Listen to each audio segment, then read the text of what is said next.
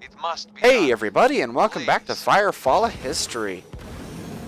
This patch doesn't introduce any new content, but it's still pretty exciting, and we'll see why in a minute. But to start us off, vehicles now have cruise control. It works exactly like the auto run feature, where you press numlock to auto drive basically in a straight line. It's really nice. I've been waiting for this feature a long time.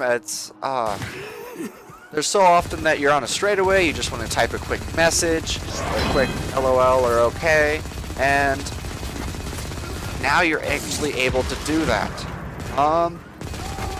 HKMs now charge more quickly, they last longer before decaying and decay more slowly. It should allow you to use your HKM a lot more, make it a lot more effective, hopefully feel a little bit better in combat, make it something that people actually plan on using. There are now console commands as well to limit visual progression to a certain level, so if you don't like, say, the visual or the level 30 or 40 progression on your frame, you can just limit it to level 20. That's in the patch notes, which of course are linked below with all the other articles for this episode. They are going to implement a more elegant solution in the near future. It just shows that they're working on implementing this feature, and it's something that people have been really asking pretty hard for. Afterburner can now be influenced by max deployment modules to discharge more than once, so that's going to be interesting. Creeping Death has joined the club of nasty abilities that instead of being fired as a piece of ammunition, they are now fired instantly. This one I will let them slide on. It never really did make sense to fire this one from the weapon, so I'll let this one slide, but guys, come on, stop with this. Particle Beam and Combat Shotgun should hopefully work properly now. A lot of people have noticed that they took a huge nerf during the patch. Turns out that was a bug. The damage they did was not scaling with level. The spawn rate for dynamic events in New Eden and Devil's Tusk, basically the entire open world minus Broken Pen, has been increased. It should make the world a lot more fun, really. There was one thing that, I mean, really all there was to do were job boards, and that's why the job boards feel grindy. When there's only one thing to do to level up, it starts to feel like a grind. So now there's more things to do. You can hopefully take a break from one area or another, and it won't feel so tedious. Relax, Merc. Let's see here. The Bandit Leader Ares mission has been renamed to Ophanim, I hope I'm pronouncing that right, Ophanim Agent mission. This was the one with the multiple tank and mini bosses, the elite dreadnoughts with the shields and the laser guns. Now there will only be one mini boss with a shield and a laser machine gun. The radios will now only spawn 3 elite units.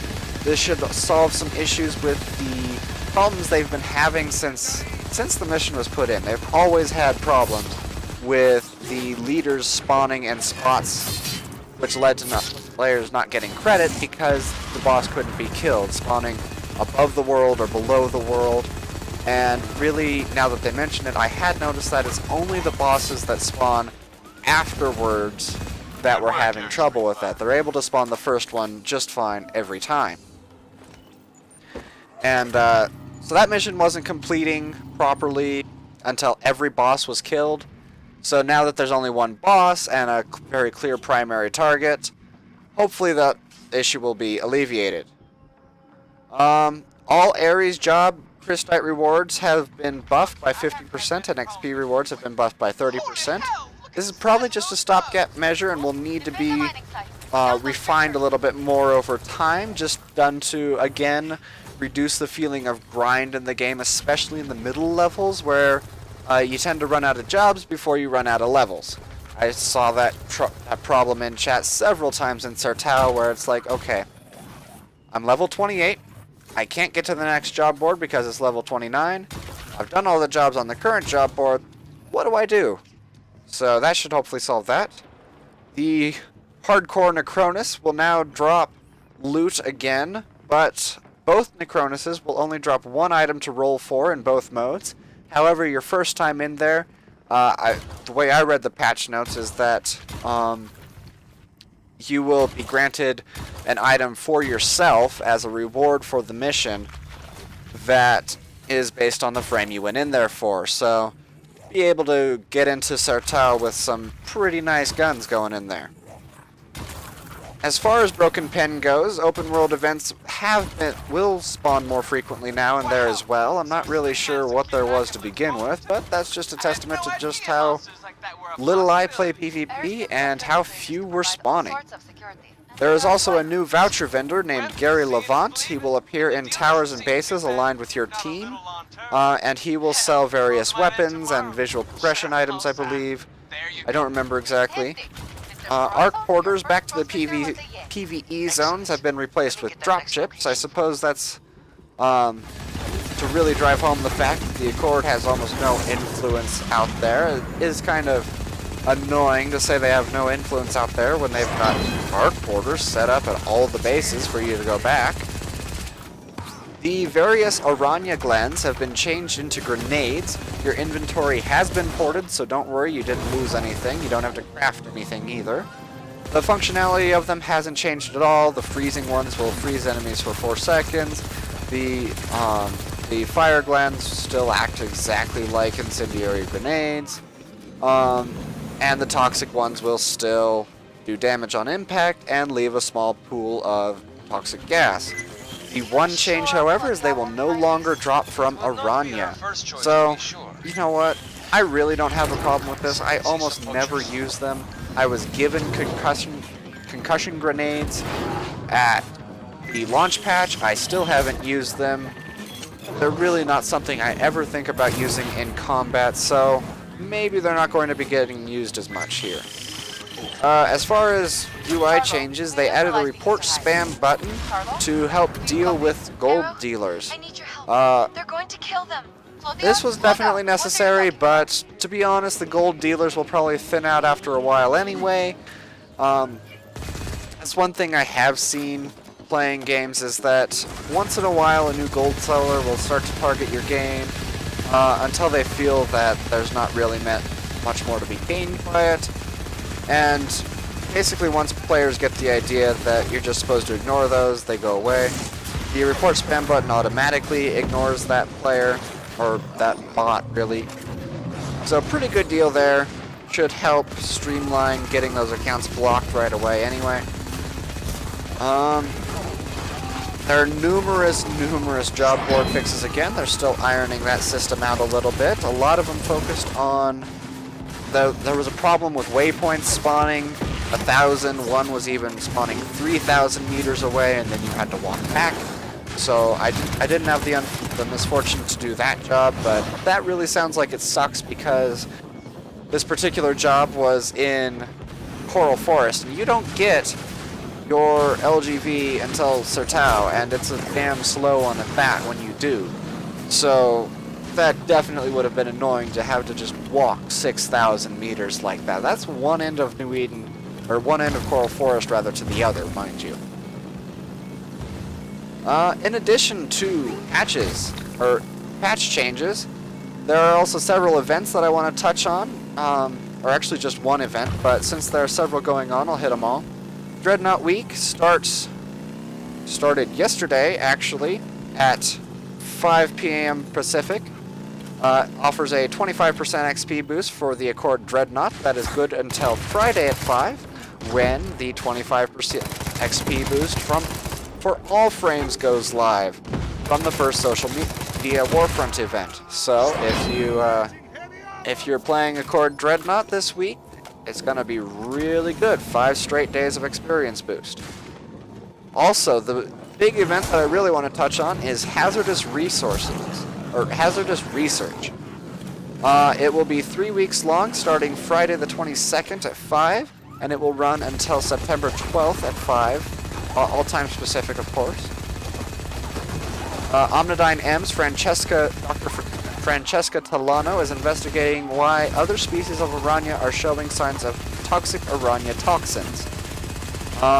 There are 2 new wandering encounters associated with this. The first is the toxic Aranya nest. I don't have any footage of this, unfortunately, because, of course, this is recorded before the event goes live. Omnidyne M will airdrop disruptors to collect samples from the nest when you find one. They will look different. Of course, check the post below to see what they actually look like. There's a picture of it. You will need to collect the samples in a container for arc folding before they expire, and rewards will scale based on the number of samples you manage to collect from the nest.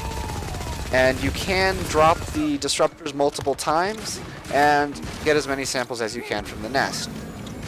Toxic surface deposits is the other one. Surface deposits that have been contaminated with Aranya toxin will spawn in the world. They're sort of green. They look like miniature versions of the crystals that spawn in the Tornado Treasure Room.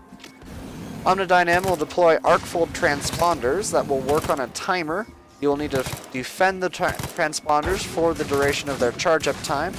My guess is that these are reskinned versions of the Aranya bait from the Arsenal event, if you guys remember that, because it says that the transponders will attract unwanted attention. These samples again expire on a timer and will need to be arc folded back as many as they can before they expire. All rewards will scale based on the number of samples returned. As far as rewards, you get the normal stuff, which are experience, crystite, and chance at item drops, in addition to Omnidyne M vouchers. Omnidyne vouchers can be used to purchase the new RPG launcher, as well as a war paint, or a pet, or all three. Check the post below for more details on all three of those items. In addition, they will be testing stimulants that have been derived from the samples that Ares pilots have been sending back. This is just lore. There's not any, like, numerical, so many samples were sent back, so these are the samples that are available today. At least not to my understanding, none were mentioned. Once per day, you will be able to test a stimulant, which will have an unknown effect for 5 minutes.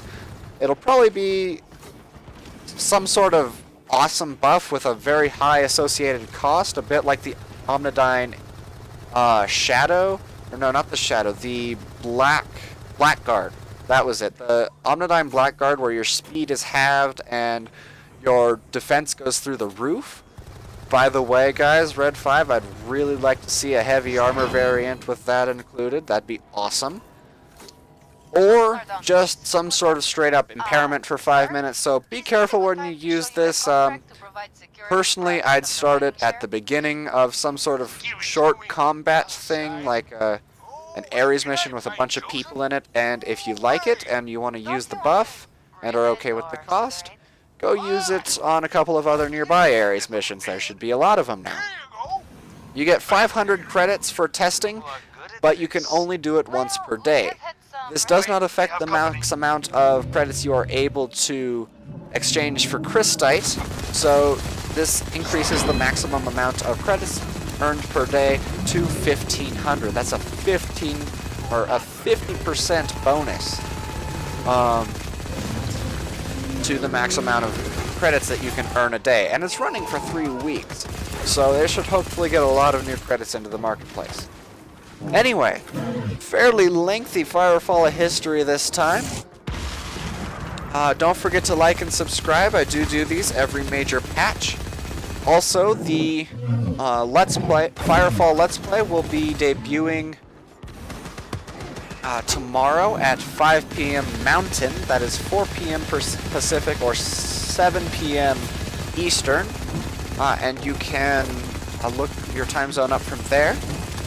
It will be running for 8 weeks every Thursday at the same time. I do say in the first episode that it'll be running bi-weekly, but I had to change my mind on that because I really want it to last a while.